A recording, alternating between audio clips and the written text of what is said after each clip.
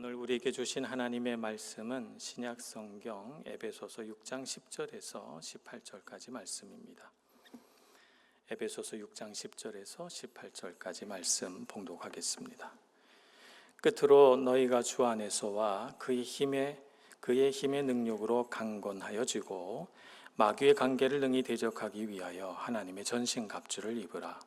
우리의 씨름은 혈과 육을 상대하는 것이 아니요 통치자들과 권세들과 이 어둠의 세상 주관자들과 하늘에 있는 악의 영들을 상대함이라. 그러므로 하나님의 전신갑주를 취하라. 이는 악한 날에 너희가 능히 대적하고 모든 일을 행한 후에 서기 위함이라. 그런즉 서서 진리로 너희 허리띠를 띠고 의의 호심경을 붙이고 평안의 복음이 준비한 것으로 신을 신고 모든 것 위에 믿음의 방패를 가지고 이로써 능히 악한 자의 모든 불화살을 소멸하고 구원의 투구와 성령의 검 곧 하나님의 말씀을 가지라. 모든 기도와 간구를 하되 항상 성령 안에서 기도하고 이를 위하여 깨어 구하기를 항상 힘쓰며 여러 성도를 위하여 구하라. 아멘. 사람은 본래 영적인 존재로 창조되었다 말씀을 드렸습니다. 사람이 영적인 존재로 살지 못하게 된 그 원인은 죄에 있다고도 말씀을 드렸죠. 그래서 죄는 사람을 영으로 살지 않게 하고 육으로 살게 합니다. 그래서 육신을 붙들고 살게 하죠. 육신의 것들을 자랑하고 육신의 것을 의지하고 이렇게 살지만 영으로 산다는 것은 영이신 하나님을 의지하고 하나님을 붙들고 살고 영적인 존재로서의 자기 가치를 알고 살아가는 것을 우리 영적인 삶이다 이렇게 말합니다. 죄로 인하여 타락하여 우리가 영적인 존재로 살지 못하는 것을 안타깝게 여기신 하나님께서 우리를 죄로부터 회복시켜서 영적인 존재로 살 수 있는 길을 열어주셨습니다. 바로 그리스도 예수로 인한 구원의 길이죠. 그래서 우리가 예수님을 붙들고 살면 하나님이 창조하신 그 창조의 모습을 회복하게 되고 그래서 우리가 영적인 삶을 살 수 있게 되는 것이죠.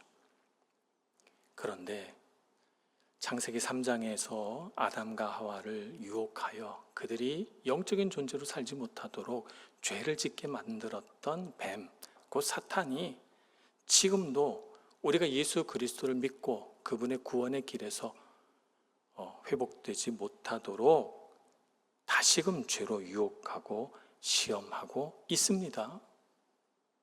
지금도 그 시도를 포기하지 않고 있다는 말이죠. 그렇기 때문에 우리의 삶은 필연적으로 우리를 쓰러뜨리려고 하는 영적인 이 사탄과의 싸움이 있을 수밖에 없다라고 하는 사실을 우리가 알아야 되겠습니다.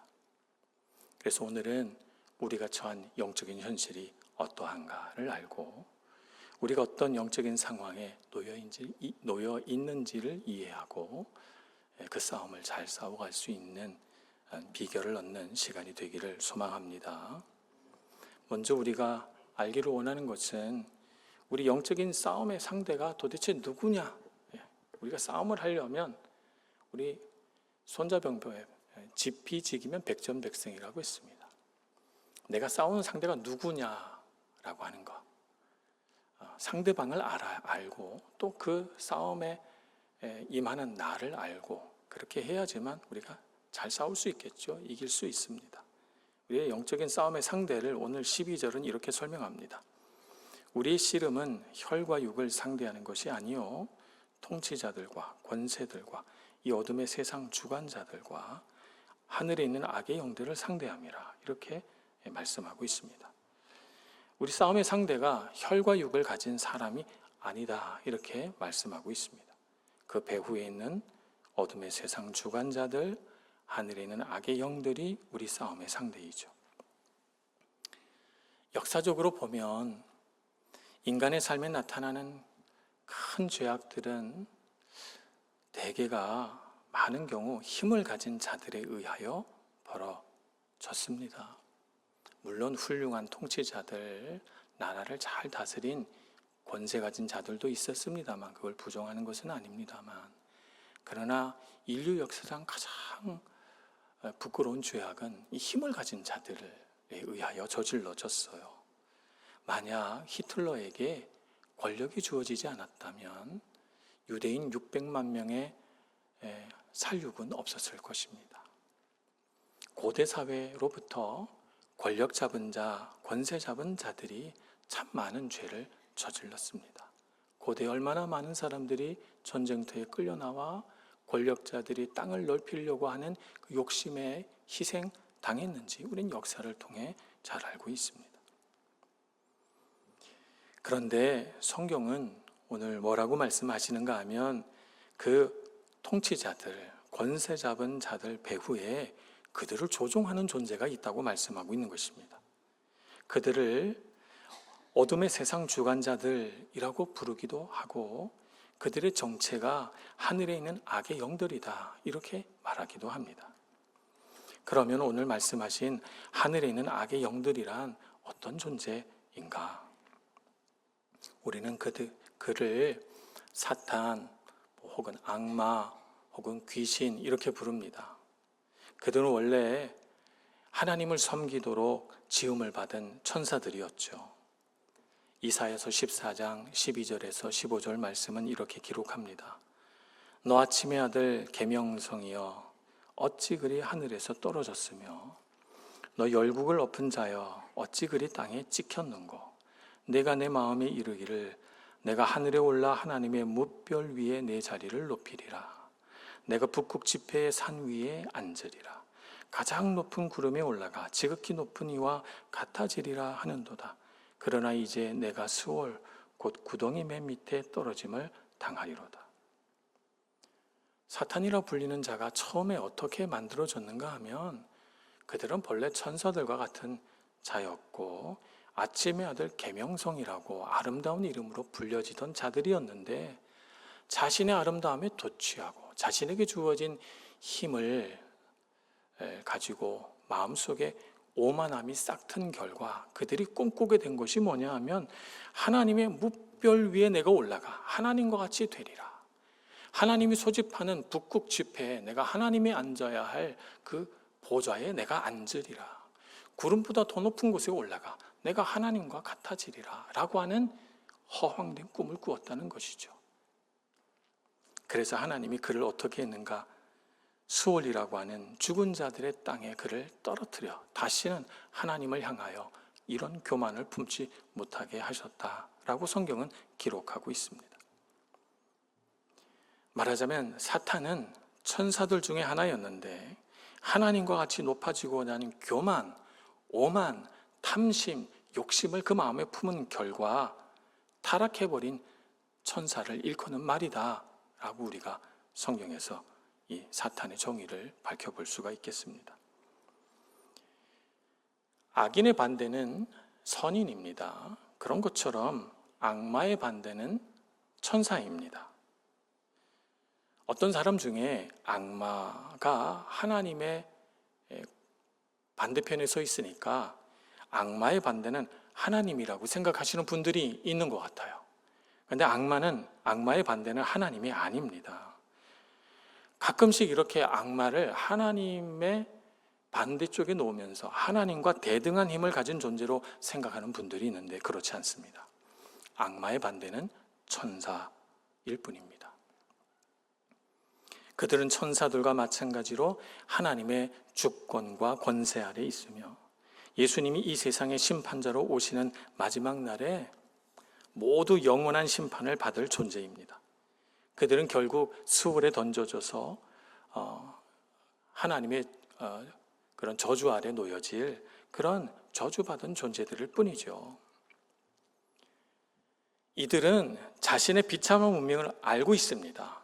그렇기 때문에 하나님을 향해서 시기와 원망과 미움을 품고 있는 것이죠. 그것을 견딜 수가 없어 합니다. 그런데 하나님을 대적할 수는 없잖아요. 하나님을 이길 방법은 없어요. 이미 그들은 패배했습니다. 그러니까 어떻게 합니까? 마지막 심판이 이르기 전에 이 땅에서 살아가고 있는 하나님이 사랑하는 사람들을 최대한 더 심하게 죄로 타락하게 만들고자 애쓰고 있는 것이죠. 그것이 그들이 이 땅에서 하고 있는 일들입니다. 에베소서 2장 2절은 이렇게 말씀합니다. 그때의 너희는 그 가운데서 행하여 이 세상 풍조를 따르고 공중의 권세 잡은 자를 따랐으니 곧 지금 불순종의 아들들 가운데서 역사하는 영이라. 지금도 이 불순종의 아들들이라고 불리는 이 영들이 이 세상의 권력 잡은 자, 이 세상의 힘 가진 자들에게 자꾸 이 악한 마음을 불어넣어서 죄를 짓고 더 짓게 만들고 있다는 것이죠. 세상의 악은, 세상의 불행은 이렇게 만들어지고 있는 것입니다. 그래서 온 세상은 지금 악한 자에게 처해 있습니다. 이 악의 세력이 온 세상을 지배하고 있습니다. 곳곳에서 전쟁의 소문이 들리고 많은 백성들이 기근에 시달리고 어떤 나라에서는 먹을 것이 넘쳐나는 음식들을 땅에 쓰레기로 파묻는 지경인데 어떤 곳에서는 물과 먹을 것이 부족해서 굶어 죽어가고 있으니 이 얼마나 악한 세상입니까? 통치자들을 배후에서 조종하고 권세 잡은 자들을 미혹하고 세상의 주관자들을 사용해서 그들이 가진 악한 계획들을 지금도 실행하고 있습니다. 눈에 보이지 않는 엄청난 조직이 배후에서 우리와 대결하고 싸우고 있는 것입니다. 그렇기 때문에 우리의 싸움은 혈과 육에 대한 싸움이 아니라 눈에 보이지 않는 영적인 존재와의 싸움인 것을 우리가 알 필요가 있습니다. 눈에 보이는 사람이 문제가 아닙니다. 그 배후에 있는 영적인 존재들, 곧 사탄들이 우리 싸움의 대상임을 꿰뚫어보는 그리스도인 되기를 소망합니다. 우리가 이것을 알 필요가 있는 이유는 우리가 누구와 싸우고 있는지를 분명히 아는 자만이 원수들의 유혹에 넘어가지 않게 될 것이고 그들이 주관하는 이 세상의 풍조와 교훈에 흔들리지 않게 될 것이기 때문입니다. 그래서 우리가 누구와 싸우는지를 잘 알아야 합니다. 사탄에게 주어진 시간은 많지 않습니다. 왜냐하면 곧 주님께서 오실 것이기 때문입니다. 시간은 우리 모든 그리스도인의 편입니다. 주님은 반드시 오실 것이기 때문입니다. 그 마지막 때가 이를 때에 사탄들은 마침내 영원한 수월, 죽음의 골짜기로 떨어져 그들의 영은 소멸되고 말 것입니다. 그 마지막 때가 이를 때까지 끝까지 인내하고 믿음을 지키며 영적인 싸움에서 물러서지 않는 우리 모두가 되기를 간절히 소원합니다. 자, 우리의 대상을 알았습니다. 싸움의 대상을 알았으니 이제 그러면 우리는 언제 무엇을 위해 싸워야 할까요? 영적으로 싸워야 할 때 우리가 무엇을 위해 싸워야 하는지를 잘 알지 못하면 아무리 잘 준비되어 있다 하더라도 승리하기가 어렵습니다. 만약 어떤 사람이 영적으로 싸워야 할 때를 분별하지 못해서 싸워야 할 때 사랑하자 이렇게 말하고 사랑해야 할 때 싸우자 이렇게 말한다면 그 사람의 삶은 어떻게 되겠습니까? 모든 것이 뒤죽박죽 되어서 그가 갖춘 영적인 무장이 제 아무리 잘 갖추어져 있어도 아무 힘도 발휘할 수 없을 것입니다. 싸움터를 분별하지 못하고 싸울 때를 분별하지 못했기 때문이죠. 그는 결국 영적인 전쟁터에서 패배하고 말 것입니다. 언제 무엇을 위하여 싸워야 되는지 성경의 인물을 통해서 한번 알아보겠습니다. 열왕기 5장에 보면 나아만 장군이라고 하는 사람이 등장합니다. 이 사람은 아람 나라의 장군입니다. 아람은 이스라엘의 북쪽에 있는 나라, 오늘날의 시리아에 해당이 됩니다. 이 장군이 병에 걸려 있었습니다. 이 병은 나병, 온몸에 살이 썩어 들어가는 병이 그에게 있었던 것이죠. 어느 날 이 장군을 불쌍히 여긴 여종 하나가 와서 장군에게 말합니다. 이 여종은 이스라엘에서 잡혀온 여종입니다. 우리 이스라엘에 아주 능력이 많은 선지자 한 분이 계십니다. 이름이 엘리사라고 하는데 이 엘리사 선지자에게 가면 당신의 병을 고칠 수 있습니다 라는 이야기를 해줍니다. 나아만 장군이 자신의 병을 고치기 위해서 엘리사를 찾아갑니다. 엘리사의 명령을 들은 그는 요단강에 가서 7번 몸을 담그고 그 요단 강물에서 올라오니 그의 피부가 아기의 피부처럼 깨끗하게 되었더라. 이렇게 성경은 말하고 있습니다. 병이 깨끗이 나았죠. 자, 나아만 장군은 어떻게 합니까? 나아만 장군은 그때 이해할 수 없는 행동 하나를 합니다. 그가 데리고 온 노새 2마리에 이스라엘의 땅을, 이스라엘 흙을 잔뜩 퍼가지고 이 노새가 짊어지고 갈 수 있는 최대한 가득 담아서 그 노새 2마리에 가득 싣습니다. 그리고 그는 이렇게 선포합니다. 이스라엘의 하나님 여호와 외에는 다른 어떤 신도 섬기지 않겠노라 라고 엘리사 선지자 앞에서 그리고 하나님 앞에서 맹세합니다. 나아만이라고 하는 사람은 군인이고 전쟁터에서 그의 삶의 대부분이 흘러갔기 때문에 그는 싸울 줄 아는 사람입니다. 그는 하나님 앞에 은혜 받은 그 순간 그가 고국으로 돌아가서 어떤 싸움을 싸워야 할지 알게 됐습니다. 그가 싸워야 할 싸움은 어떤 싸움입니까? 아람이라고 하는 나라에는 여호와 하나님을 섬기지 않습니다. 온갖 우상들이 가득한 나라입니다. 그는 돌아가 영적인 싸움을 하게 될 것을 알게 된 것이죠. 언제 알았습니까? 은혜 받은 때에. 그가 은혜 받은 때에 자신이 싸워야 할 싸움을 잘 알았던 것이죠. 그래서 돌아가서 믿음을 위해 싸워야 된다는 것을 알고 흙을 퍼 노새에 짊어지게 한 것입니다. 내가 은혜 받았던 이 땅의 흙을 가져가 내 집 마당에 깔고 이 흙 위에 꿇어 엎드려 나를 구원하신 나의 생명을 살려주신 하나님을 향하여 예배하리라 라고 하는 그의 결심이 흙을 퍼가는 것으로 표현되었던 것입니다. 그는 이스라엘의 하나님이 나의 하나님이라고 고백하고 있는 것입니다. 얼마나 잘 싸운 사람입니까? 또 하나의 싸움을 소개하자면 다윗과 골리앗의 싸움을 소개할 수 있겠습니다. 다윗은 하나님을 모욕하고 또 하나님의 군대라 일컫는 이스라엘 군대를 모욕하는 골리앗을 보았습니다. 그리고 하나님을 모욕하고 하나님의 백성인 이스라엘을 모욕한 이 골리앗에 대하여 분노가 치솟아 올랐습니다. 그래서 하나님의 거룩하신 이름과 그분의 영광을 위하여 싸움터에 발을 들여놓게 됩니다. 아직 젖살도 빠지지 않은 17, 18 아주 아름다운 앳된 소년이 말입니다. 골리앗은 이렇게 젊고 아직 싸울 준비가 되어 있지 않은 젊은 청년이 그에게 나오는 것을 보면서 조롱하고 모욕하고 비난합니다. 그런데 이 골리앗의 말 앞에, 골리앗 앞에 서서 다윗은 이렇게 말합니다. 사무엘상 17장 45절입니다. 다윗이 블레셋 사람에게 이르되 너는 칼과 창과 단창으로 내게 나아오거니와 나는 만군의 여호와의 이름 곧 네가 모욕하는 이스라엘 군대의 하나님의 이름으로 내게 나아가노라. 다윗이 물맷돌이라고 하는 무기를 잘 사용해서 골리앗을 이겼다고 생각한다면, 그런 사람이 있다면 그는 이 사건의 본질을 제대로 보지 못하는 것입니다. 지금 다윗이 뭐라고 말하고 있습니까?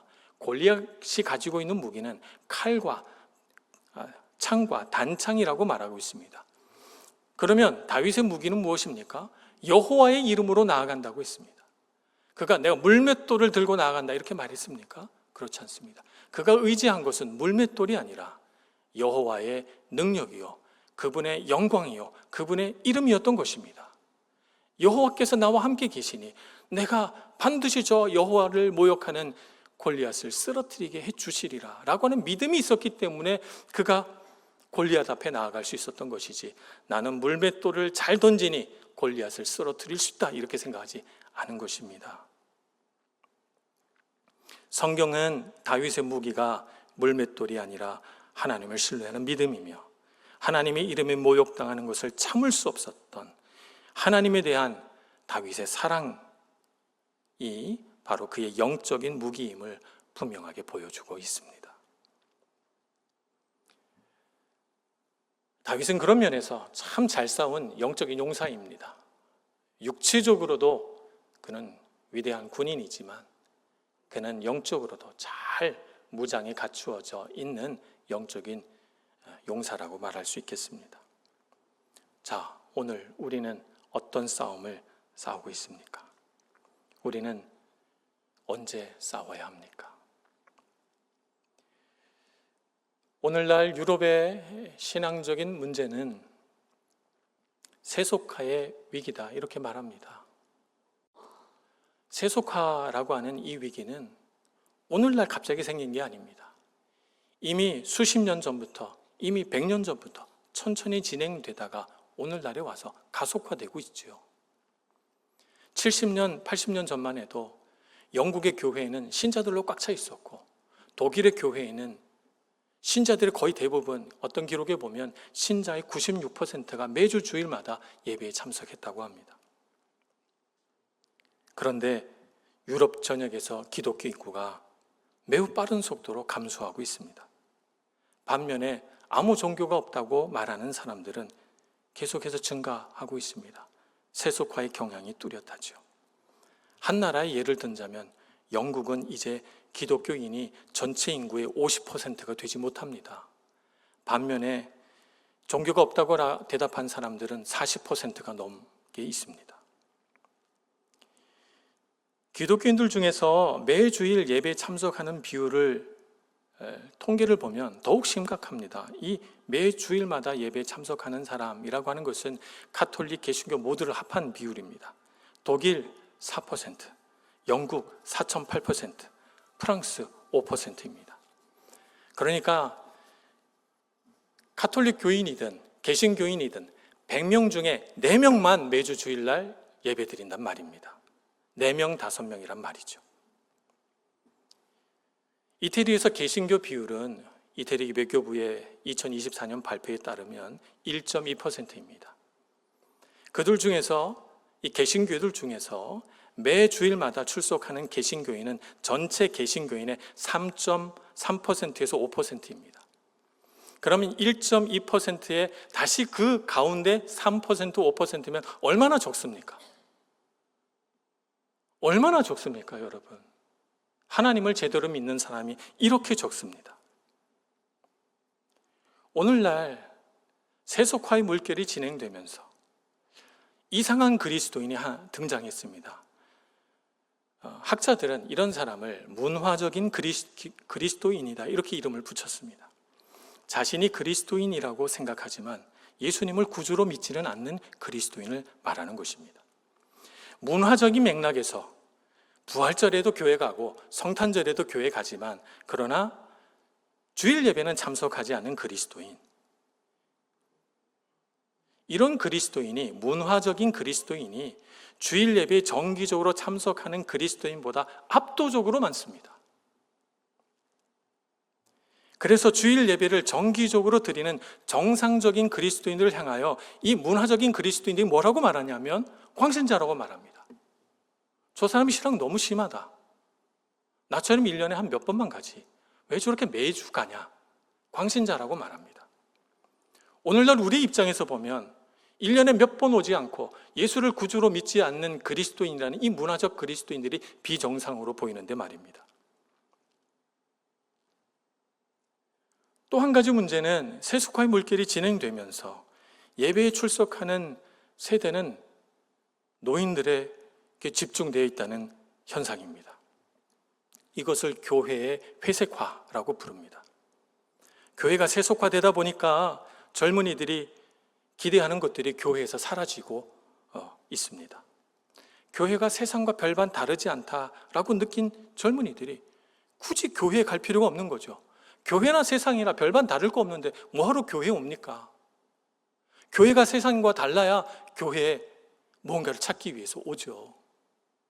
세속화의 물결이 넘쳐나니까 젊은이들이 교회에서 사라져버립니다. 러시아의 소설가 솔제니치는 예언자와도 같은 말씀을 남겼습니다. 우리의 모든 불행은 하나님을 잃어버린 결과이다. 인간들이 교회의 문을 닫으니 하나님께서도 하늘 축복의 문을 닫으신 것이다 라고 100년 전에 말한 적이 있습니다. 무엇을 위해 싸워야 합니까? 우리는 언제 싸워야 합니까? 우리는 젊은이들이 교회를 떠나게 만드는 문제가 있을 때 그곳에서 싸워야 합니다. 우리 교회에 젊은이들이 많다는 건 정말 큰 축복입니다. 그러나 그렇다고 해서 우리에게 위기가 없는 것은 아닙니다. 우리 청년들이 신앙생활을 잘할 수 있도록 돕고 섬기는 교회가 되어야 합니다. 예수 잘 믿는 청년들을 귀하게 여겨주고 그들을 존중하고 그들을 사랑해 주어야 합니다. 젊은이들이 미숙하고 젊은이들이 실수할 수 있습니다. 비판하고 판단하고 그들을 수정하고 바꾸려고 하기보다 이 시대에 세속화 물결이 넘쳐나는 시대에 청년들이 교회에 와서 예배하고 헌신하고 섬기고 있다는 사실에 기뻐하고 그들을 귀히 여기고 사랑해 주는 교회가 되어야 하는 것입니다.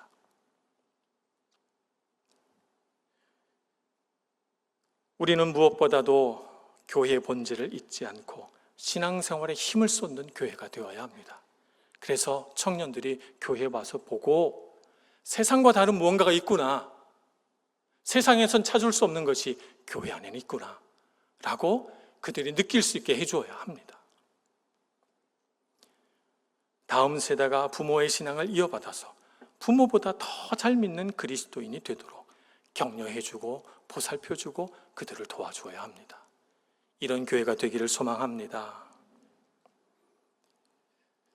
또 한 가지 우리가 싸워야 할 지점이 있습니다. 그것은 우리 교회가 세속화되지 않도록 세속화의 물결과 싸워야 합니다. 예수 그리스도를 주로 고백하지 않는 이름만 그리스도인인 사람들이 넘쳐나는 유럽 사회 속에서 우리는 우리의 신앙을 지키기 위한 싸움을 계속 싸워나가야 합니다. 사람들이 우리를 향하여 왜 매주 교회를 가느냐? 한 달에 한 번만 가면 되지. 모처럼 쉬는 날인데 여행도 가고 즐기고 집에서 쉬지 라고 말하며 매주 교회 가서 예배드리는 우리를 향하여 광신자라고 지나치다고 저렇게까지 할 필요가 있냐고 말할 때 우리는 거룩한 부담감을 안고 주님 앞에 엎드려 세상에서 뭐라고 말하든지 간에 주님께서 말씀하신 대로 7일째 되는 날을 가장 거룩한 날로 여기고 예배하는 예배 공동체가 되어야 되겠습니다.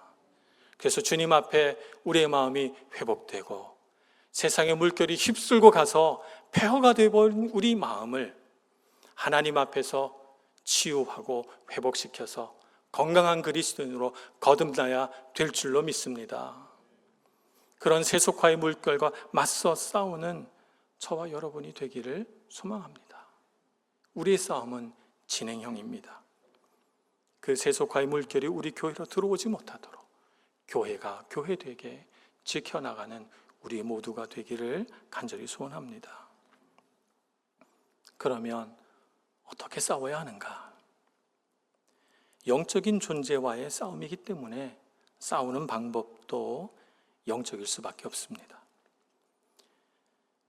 영적인 싸움이기 때문에 이 싸움은 눈에 보이는 무기로 싸우는 싸움이 아닙니다. 눈에 보이지 않는 영적인 무기를 가지고 싸우는 싸움입니다. 그래서 오늘 말씀은 우리가 영적으로 무장해야 한다는 사실을 가르쳐 줍니다. 영적인 싸움에서 승리하기 위해 하나님의 전신갑주를 입으라 이렇게 권면하고 있기 때문입니다. 에베소서 말씀을 오늘 보니까 우리에게 영적인 무기들이 참 많다는 것을 알게 됩니다. 어떤 무기들이 있습니까? 진리의 허리띠, 의의 호심경, 평안의 복음이 준비한 신발, 믿음의 방패, 구원의 투구, 성령의 검 이런 것들이 있습니다. 제가 이걸 일일이 다 설명하면 여러분들 오늘 설교 길어지겠네 이렇게 생각하고 실망할 것 같아서 설명 안 합니다. 우리가 가진 무기들 중에서 특히 우리가 주목해야 하는 무기가 하나 있습니다. 그것은 바로 성령의 검입니다. 왜냐하면 모든 무기가 다 방어용이잖아요. 투구, 갑옷 이런 거 다 방어용인데 방패까지도 성령의 검만 공격용 무기입니다. 성령의 검을 잘 사용하면 우리는 쉽게 승리할 수 있습니다. 성령의 검을 오늘 에베소서는 하나님의 말씀이다 이렇게 말하고 있습니다. 히브리서 4장 12절 13절 말씀입니다. 하나님의 말씀은 살아있고 활력이 있어 좌우의 날선 어떤 검보다도 예리하여 홍과 영과 및 관절과 골수를 찔러 쪼개기까지 하며 또 마음의 생각과 뜻을 판단하나니 지으신 것이 하나도 그 앞에 나타나지 않음이 없고 우리의 결산을 받으실 이 눈앞에 만물이 벌거벗은 것 같이 드러나느니라고 말씀합니다. 성령의 검이 로마식 단검, 좌우의 날선 어떤 검보다도 예리하다고 합니다. 그래서 이 성령의 검인 하나님의 말씀이 가진 능력이 무엇입니까? 사탄이 가지고 있는 모든 거짓말, 그들이 갖고 있는 모든 속임수들을 다 드러냅니다. 그들의 그 깊은 곳까지 다 찔러 쪼개서 그들이 갖고 있는 의도까지 다 밝혀낸다는 것입니다. 그들이 만들어낸 얽히고 설킨 모든 문제의 그 가장 깊은 곳에 무엇이 있는지 그 문제의 본질까지 다 드러낸다는 것이죠. 밝혀지지 않을 것이 하나도 없다는 것입니다. 성령의 검을 들고 싸우는 사람은 그래서 문제가 뭔지를 확실하게 깨닫습니다. 말하자면 하나님의 말씀, 성령의 검은 우리에게 영적인 분별력을 주고 우리를 둘러싸고 있는 상황, 우리를 둘러싼 만물을 꿰뚫어 볼 수 있는 하나님의 관점을 우리에게 주신다는 것입니다. 이 얼마나 놀라운 무기입니까? 그러니 여러분, 이 무기를 능숙하게 사용할 수 있는 용사 되시길 축복합니다. 하나님의 말씀을 듣고 하나님의 말씀을 마음에 담고 할 수 있다면 암송하고 할 수 있다면 날마다 읽고 그 성령의 검을 손에서 놓지 않는 여러분 되시길 축복합니다. 또 한 가지는 오늘 말씀을 보면 마치 부록처럼 모든 기도와 간구를 하되 항상 성령 안에서 기도하고 이를 위하여 깨어 구하기를 항상 힘쓰며 라고 말하고 있습니다. 기도하고 영적으로 깨어 있으라는 것입니다. 이 말씀은 우리가 평상시에 아무 문제 없을 때, 나의 삶에 무슨 전쟁이라든가 싸움이라든가 이런 것들이 없을 때, 아무 근심 걱정할 일이 없을 때에도 항상 영적인 경비병을 세워두고 있으라는 말입니다. 파수꾼을 세워두라는 말이죠. 원수들이, 대적들이 우리와 싸우고자 달려올 때, 벌써 저만큼 왔을 때 오고 있구나.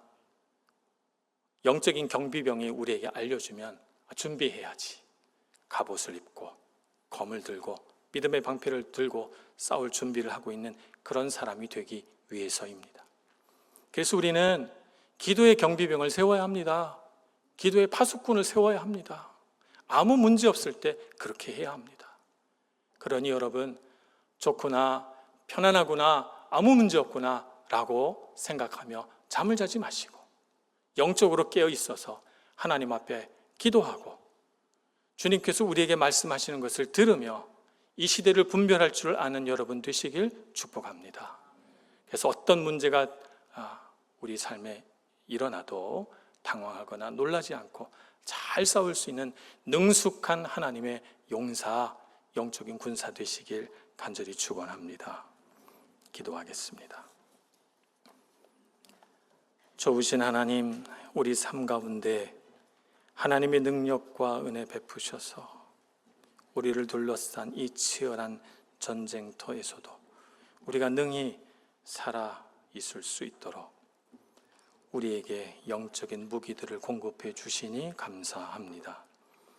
대장 되신 주님께서 우리보다 앞서 가셔서 친히 싸워 모든 죽음의 권세, 이 세상 어둠의 주관자들을 다 이겨놓으신 줄 믿고 우리에게 주신 성령의 검 빼어 들고 믿음의 방패 높이 지켜 들고 용기 있게 나가 싸우는 저희들 되게 하여 주옵소서. 우리 삶의 어떤 상황, 어떤 형편에도 물러서지 않게 해주시고 끝까지 믿음을 지키고 끝까지 싸워 하나님의 영광 드러내는 이 시대의 다윗 같은 용사 되게 하여 주옵소서. 예수님의 이름으로 기도합니다. 아멘.